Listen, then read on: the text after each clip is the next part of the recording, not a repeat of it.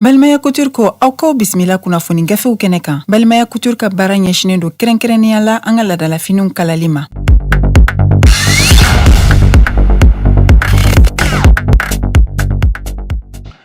Joliba Jabarani filɛbaw an ka foli ni tanu ni an b'o di aw bɛɛ lajɛlen ma radio Joliba lamɛnbaga cɛ ni muso denmisɛnnin ni mabakɔrɔba an b'aw bɛɛ lajɛlen fo dantɛ foli min na limanaw aw bisimila kunnafoni di gafew lakali kɛnɛ ka bi tarata don in na min bɛ bɛn utu kalo tile 8 ma san 2023 min ye ni ladala jɛmukan ye a bɛ sigi don o don aw ye walasa jamana kunnafoni bɛ se ka lase aw ma fɔ aw sigiyɔrɔ la cogo min na kunnafoni sɛbɛn ninnu bɛ sɛbɛn balima kunnafonidilaw de fɛ olu ka wulikajɔ don walasa jamanadenw bɛ se ka faamuya sɔrɔ an kɔni ta ye k'a lakale bamanankan na walasa a bɛ se ka faamuya sɔrɔ cogo min na an b'aw bɛɛ lajɛlen fo an bɛ segukaw fo ka sikasokaw fo ka mɔptikaw fo ka kidalikaw fo ka tɔnbɔkutukaw fo ka gawukaw fo ka menaka ani mali fantan naani bɛɛ lajɛlen fo ka taa se kayikaw ma an tɛ ɲinɛ maa si kɔ ka yira k'a fɔ nin y'an sigilen gafe olu lakali kɛnɛ kan gafe minnu bɔra bi a bɛ tali kɛ minnu b'an bolo kɔrɔ u bɛ info matin ko fɔ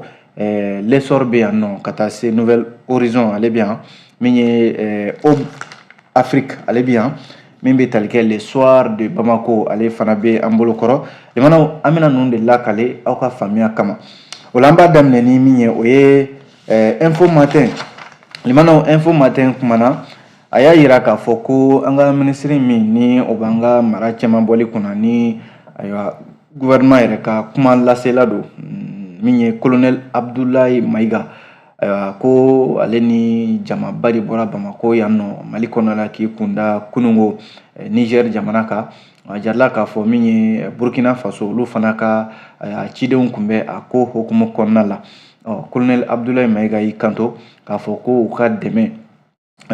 kɔni min ye dɛmɛw la belebeleba ye ko talen don ka ɲɛsin Niger jamana ma wa ko fɛn fɛn ye ni baga bɛna kɛ Niger jamana ma Mali jamana ko ale olu ni Burkina Faso jɔlen bɛ o ko kɔrɔ k'u tɛna sigi ka a ko layɛ fiyewu nin kɛra colonel Abdoulaye Maïga ka kuma fanba yɔrɔ de ye info matin ka fɔ la o la sa minisiri n'o ye Abdoulaye Maïga ye kunungo ntɛnɛn a jarala k'a fɔ Mali jamana ɲɛmɔgɔ fila n'o ye colonel Assimi Goïta ani min ye capitaine Ibrahima Traoré olu de ye nin ciden ninnu minisiri damadɔ jamanaw n'u nɔfɛ jamaw k'o bila ka taa Niger sigiɲɔgɔnya yɛrɛ hukumu kɔnɔna la jamanaw ka se ka taa dɛmɛ ta ka ɲɛsin nin jamana in ma yɔrɔ fanga dafiri min kɛra Niger jamana kɔnɔna la a jarala k'a fɔ farafinna tilebiyanfan jɛrɛjɛkulu n'o ye CEDEAO ye ale kun ye ladilikan bila k'a fɔ ko u na finitigiw wuli ka taa maa minnu ye fanga minɛ ka fanga jagoya minɛ olu fana na k'a lasegin min ye Mohamed Bazoum ale ma o la sa min bɛ tali kɛ o hakilila in bɔlen Mali ni Burkina de ko o tɛ se ka kɛ n'o kɛra o bɛ n'a fɔ kɛlɛ bagara olu yɛrɛ ma kunungo Abdoulaye Maïga colonel ale ka kumaw la o selen kɔ Niger sabu ale yɛrɛ kuma de dira ale ma a kumana délégation ba fila in tɔgɔ la a y'a yira k'a fɔ ko jɛn tɛna kɛ n'a ye fiyewu limanaw min kɛra Libi ni hali sisan Mali b'o kɔlɔlɔ kɔnɔ Burkina b'o kɔlɔlɔ kɔnɔ Niger yɛrɛ b'o kɔlɔlɔ kɔnɔ limanaw ko setigi jamana n'o ye OTAN ye olu de wulila ka taa baga Libi ma ka Libi filenkolo ci ka dakolon ci ka bamanciya wele wara ko bi na an bɛ o san 10 de la bi min ye sɔrɔ nagasilen don lakanabaliya waralen don hadamadenya hakɛw olu bɛɛ lajɛlen tana tiɲɛnen don n'i y'a lajɛ Sahel kɔnɔna la ka sababu kɛ OTAN ale taara bagali min kɛ Libi jamana ma ka se ka Sahel yɛrɛ ka basigibaliya don a kɔnɔna la ko bi an b'o san 10 kɔnɔ colonel Abdoulaye Maïga ko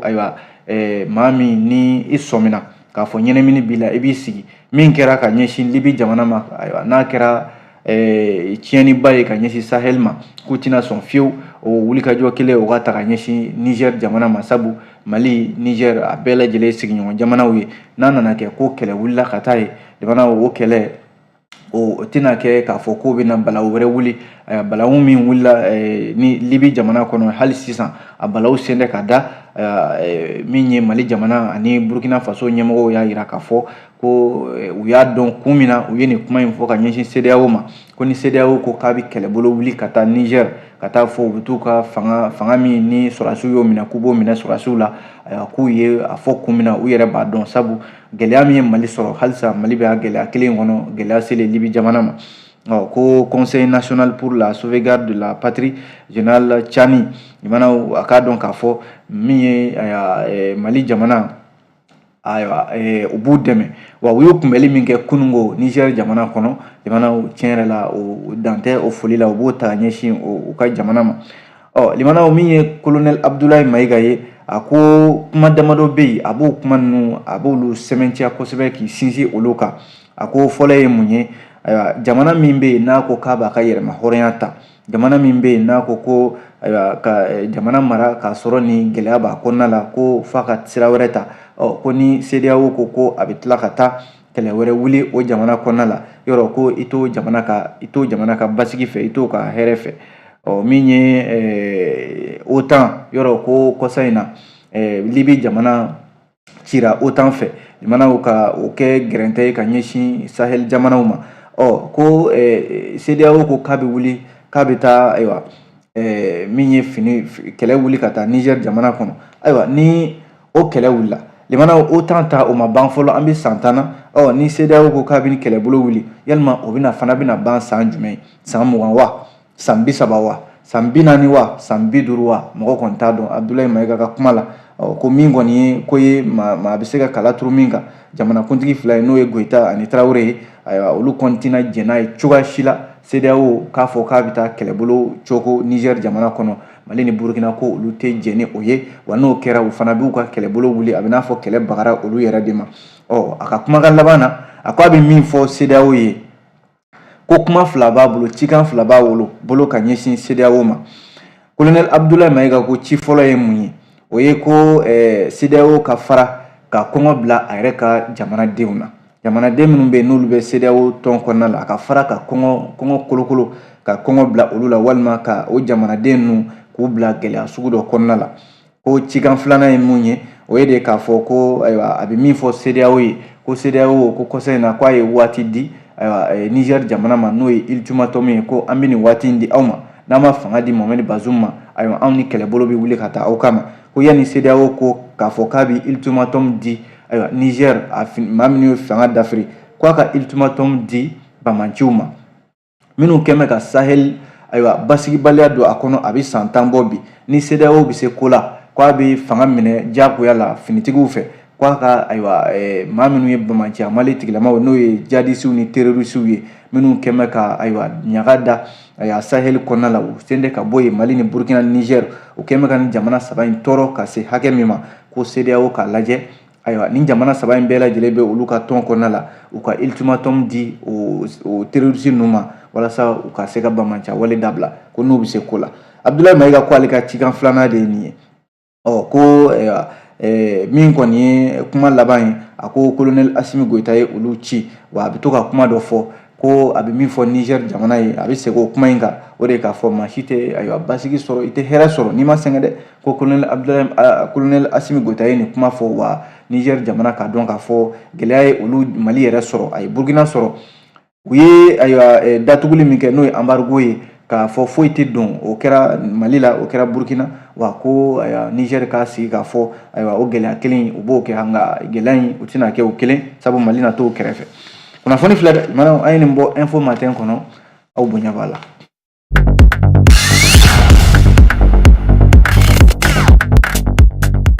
N'an bɔra yen nɔ fasiridi sɛbɛn min n'an k'a ma ko l'essor limanaw CEDEAO kelen ka kuma de bɛ yan halisa sabu nin ye kibaruya min bɛ yen n'a o de bɛ bɛɛ lajɛlen nɛ ka bi min ye CEDEAO ani Niger ka kuma a jirala k'a fɔ politiko gɛlɛya min bɛ Niger jamana kɔnɔ ko ɲɔgɔn ye kura wɛrɛ bɛna boloda l'essor ka kuma la min ye sommet extraordinaire ye a jirala k'a fɔ alamisa natɔ in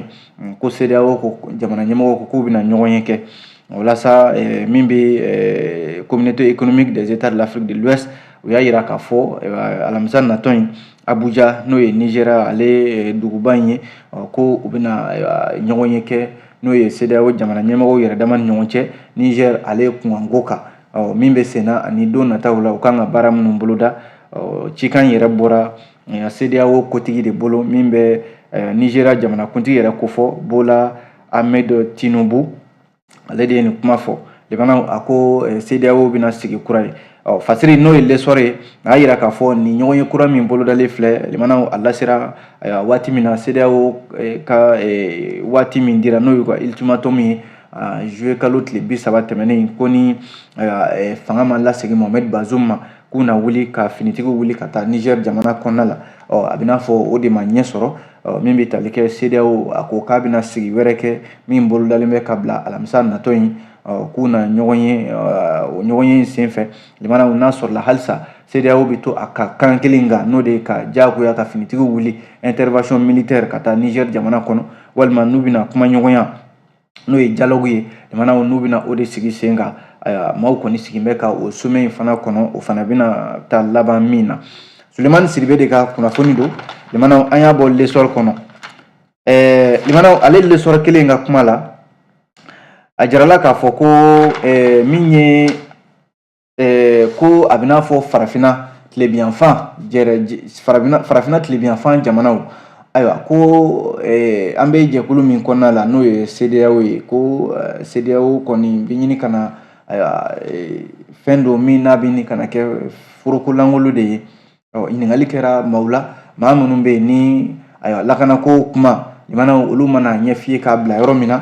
a ka gɛlɛn k'a ka tɛmɛ o kan o dɔ ye jɔnni ye Dr Ali Tunkara o dɔ ye jɔnni ye Dr Ilo Alayi Jal limanaw ni cɛba fila in ayiwa ninnu bɛ centre des études sécuritaires et stratégiques au Sahel n'u kama CE3S limanaw y'u ka hakilila di kuma ninnu ka jan nka an bɛna lajɛ k'a fara ɲɔgɔn kan sabu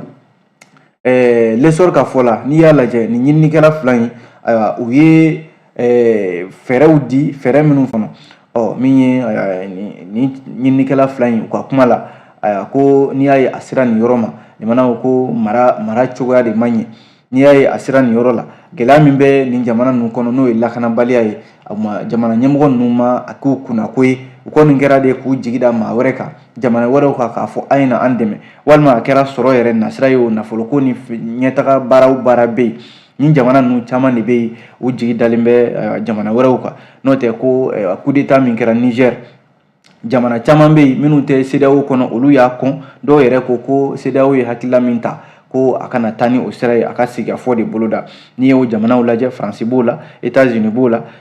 nazaraw ka kɛlɛyatɔnba Union européenne b'o la Algérie b'o la Chine b'o la Tchad b'o la Mauritanie yɛrɛ b'o la ni CEDEAO kun labɛnnen bɛ k'a fɔ ko a na wulikajɔ kɛ ka taa min ye nin jamana in k'a fɔ ko fo ka diyagoya fanga ka minɛ jamana dɔw bɛ yen olu ko a tɛ kɛ ten sigi a fɔ de ka boloda dɔw yɛrɛ ko ayi k'u na CEDEAO dɛmɛ n'u ko k'u bɛ wulikajɔ kɛ k'u na u dɛmɛ limanaw a ma se nin yɔrɔ la o n'i y'a ye a nana hakilila nana bɛn nin yɔrɔ kan min ye Dr Ali Tunkara ni Dr Ilo Jal u ko n'i y'a lajɛ jamana o jamana bɛ yen ɲɛmɔgɔ b'a la ko a ka lajɛ sa jamana ninnu k'u yɛrɛ dalakanw an'u ye sariya minnu bila k'olu bonya n'i y'a lajɛ démocratie fanga nana jamana ninnu caman kɔnɔ san 1990 waatiw fo ka n'a bila bi la k'e k'a lajɛ kabi san 1990 fo ka n'a bila bi la o jamana ninnu coup d'état bɛ se ka kɛ o jamanaw la cogo di ko n'i y'a ye a sera nin yɔrɔ la an y'an kɛ démocratie min kan kelen o ma faamuya walima i b'a sɔrɔ gɛlɛya min ye jamana ninnu sɔrɔ m'u sigi ka jateminɛ k'a fɔ ayiwa nin gɛlɛya ye an sɔrɔ an tɛ fura ɲini o la nka kɔni kɛn bɛ de jama minnu bɛ mara la CEDEAO jamanaw kɔnɔna la walima farafina tilebiyanfan an ka fɔ ten jamanaw ko u caman bɛ yen ayiwa jamanaden ninnu bɛ jalaki bi u ka de ko n'u nana u ta bɛ kɛ de layidubaw bɛ ta nka n'u nana a bɛ fɔ min ma ko ka yɛlɛmani bolo la n'o ye réforme ninnu ye i b'a sɔrɔ u caman bɛ yen limanaw o bɛ taa laban olu yɛrɛ ka yɛlɛmani de la sabu olu de ka lahalaw bɛ yɛlɛma olu de ka kɛrɛfɛmɔgɔw ka lahalaw bɛ yɛlɛma nka jamana kuturu min n'u bɛ k'o mara i b'a sɔrɔ ayiwa o jamana bɛ gɛlɛya kɔnɔ n'i y'a lajɛ farafinna yɛrɛ bɛɛ lajɛlen de bɛ nin lahala ninnu na Dr Ilo Jal ani Dr Ali Tunkara a ko min bɛ tali kɛ gouvernance n'o de ye mara cogoya ye o kan ka yɛlɛma minnu bɛ farafinna jamanaw kɔnɔ k'a lajɛ fana ko jamana minnu bɛ yen n'u y'a dɔn k'a fɔ ayiwa cɛ yɛrɛ la an ka ɲɛtaga a gulonnen bɛ nin de la ko k'a lajɛ ka se ka segin olu ma u ye kuma laban ni min ye n'o ye CE3S mafalenba ninnu ye u y'a yira k'a fɔ ko maa minnu bɛ farafinna jamanaw kɔnɔna la u k'a dɔn k'a fɔ kɛlɛ min ni ayiwa kɔsa in na ni CEDEAO ko k'a bɛ wuli ka jɔ ka taa Niger jamana kɔnɔ ayiwa ko ni kɛlɛ in kɛra jamanaw maa wɛrɛ joli tɛna bɔn koyi farafinna jamanadenw olu de joli bɛna bɔn k'a fɔ de ko maa wɛrɛ bɛna bagan an ma an yɛrɛ dama ka bagan ɲɔgɔn ma k'a fɔ de fo fangako kɛlɛ ko a ye fanga bɔ karisa bolo a k'a don karisa bolo ayiwa ko o tɛ ko in o t'a fɛɛrɛ ye ni joli bɔnna jamanaw joli bɔn o ye an yɛrɛ dama ka ko ye wa maa wɛrɛ tɛna fɔ ko ayiwa ko i bi maa wɛrɛ minnu bɛ yen n'olu ka nafa bɛ nin farafinna jamana ninnu kɔnɔ olu tɛna fɔ fiye ko a y'a dabila olu caman de bɛ yen olu yɛrɛ de bɛ ko in duguma k'a sugusuguma n'i y'a lajɛ bi an bɛ k'an jigi da jamana minnu kan ni dɔw ko ka kɛlɛ kɛ dɔw yɛrɛ ko an b'aw dɛmɛ Faransi Rusi Etats-Unis Allemagne a n'a ɲɔgɔnna caman ninnu si tɛ bi ko ninnu bɛ ayiwa ɲɔgɔn kɛlɛ la olu caman de bɛ bi maaw bɛ ka misali ta olu kan i b'a sɔrɔ fɛn o fɛn bɛ yen n'o ye ɲɛtaga ye o b'olu ka jamanaw kɔnɔ ko farafinna fana t'a layɛ sa wa a ka segin kɔ Dr Ali Tunkara Dr Ilo Jal ninnu ye ɲinikɛlabaw de ye cakɛda min n'u kama ko CE3S l'essor an ye nin sɔrɔ a kɔnɔ jamanaw aw bonya b'a la.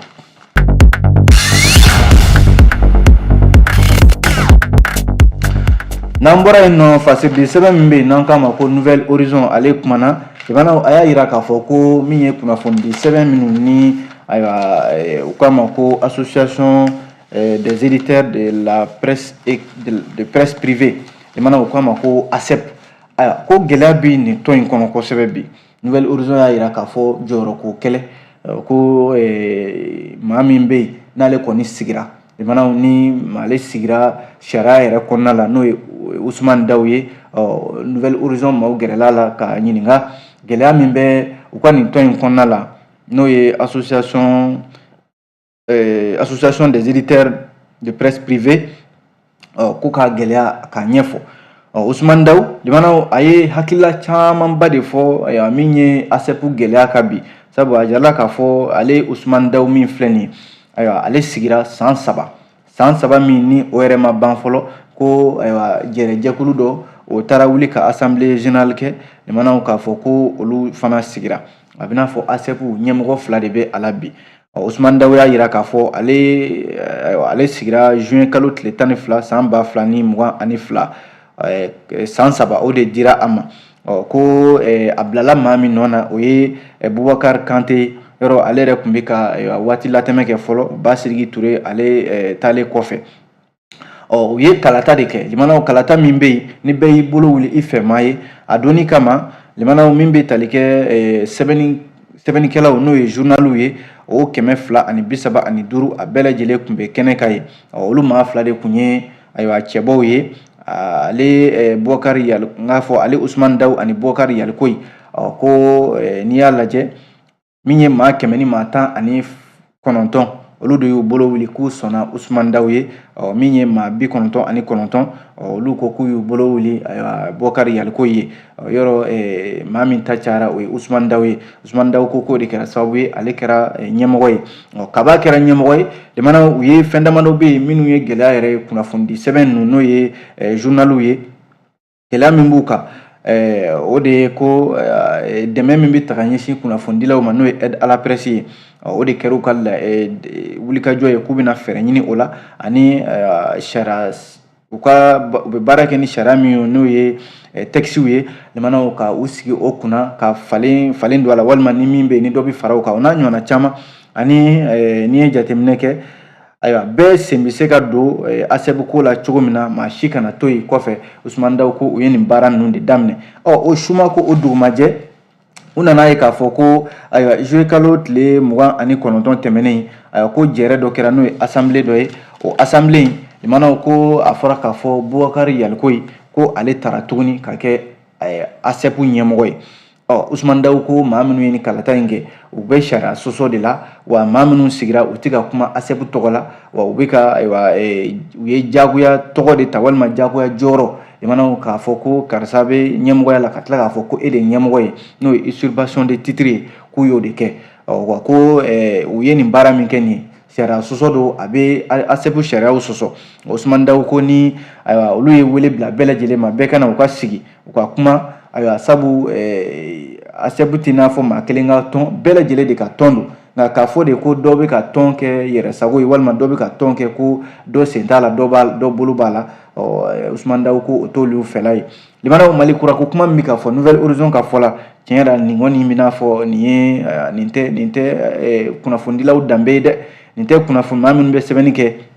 olu yɛrɛ dama ka tɔn k'a fɔ de ko nin ye farafarali donnen olu ɲɔgɔn cɛ bɛɛ lajɛlen de bɛ Mali kurako kuma la ko nin tɛ se ka kɛ fɛn ye fɛn min bɛ to sen na nka ko limanaw jamana mana kɛ cogo o cogo sariya de bɛ yen Usmane Dawu ko in u y'a ta ka taa n'a ye sariya ɲɛkɔrɔ sabu ko ka jɔyɔrɔ ta k'a k'i ta ye k'a sɔrɔ i ta tɛ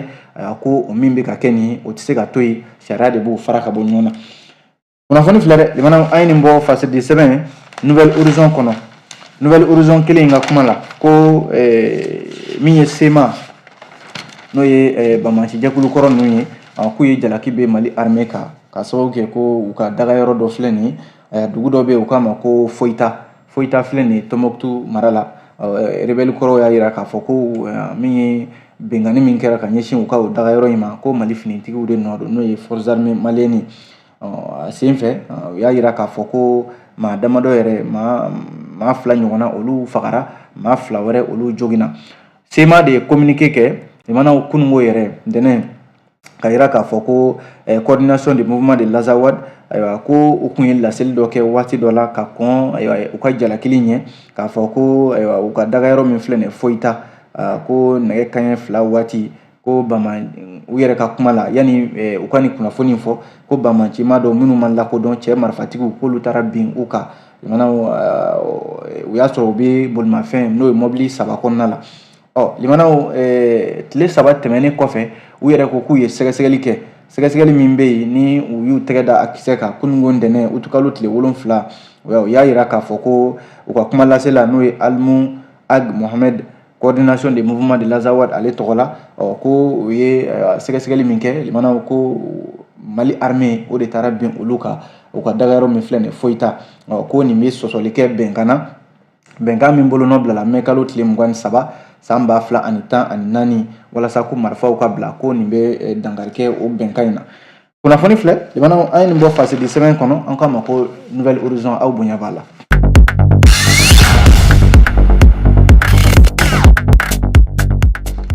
limanaw n'an bɔra yen nɔ fasedi sɛbɛn bɛ yen n'an k'a ma ko Hope d'Afrique kuma na a ko fura minnu bɛ yen n'olu bɛ feere n'an k'a ma ko médicament de la rue n'o ye bɔlɔnkɔnɔ furaw minnu bɛ yen n'u bɛ sarada fan bɛɛ lajɛlen fɛ a kɛra siradaw ye a kɛra min ye yɔrɔ o yɔrɔ dɔw yɛrɛ b'a ta limanaw ka dugu ni dugu yaala n'a ye fura minnu bɛ yen ni dɔw k'a ma ko pharmacie par terre n'i y'a fɔ ten maa caman b'a faamuya Hope Afrique y'a jira k'a fɔ nin kɔni bɛna fɔ n'i bɛ saya yɛrɛ san sɔngɔ nɔgɔya la ko n'o de bɔlen don bi o la sa Mali kɔnɔna la yan limanaw a jirala k'a fɔ ko fura minnu bɛ feere n'o ye bɔlɔnkɔnɔ furaw ye médicament de la